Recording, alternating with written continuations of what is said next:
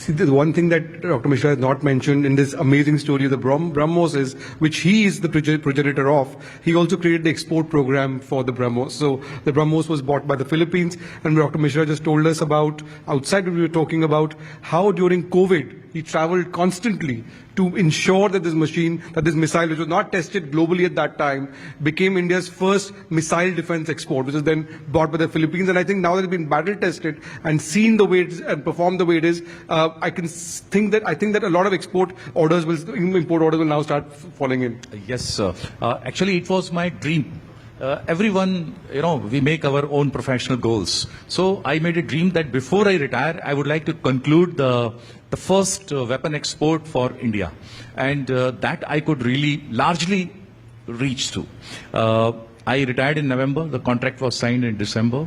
And I'm the happiest person that we could sell it to Philippines, because the reason is when you, try to sell the weapons in the export market, then the buyer, he compares the system with the contemporary available missile systems, and then only they price is a secondary thing. It's important, but it's a secondary thing, and that's how the buyer concludes. And we have come at number one when they compared our system to the rest of the systems in the world.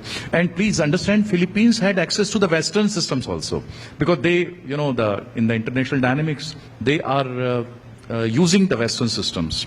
And compared to that, they have inducted our system. It means we are really the best.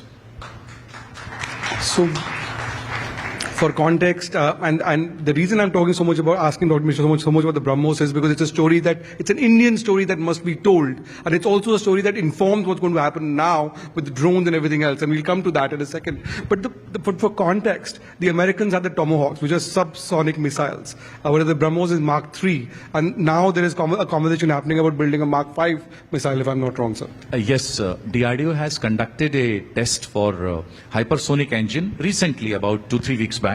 And subsequent test also would be done, and then we would come out soon with hypersonic missile, which will have the speed of more than 5 Mach. And once the engine is ready, rest of the things are much easier to design and develop. So this engine would be available, should be in about 1.5-2 years. Then we can go ahead. I think we can give Dr. Mishra a big hand. I mean, he's a true Indian hero for having built what he did. Thank you.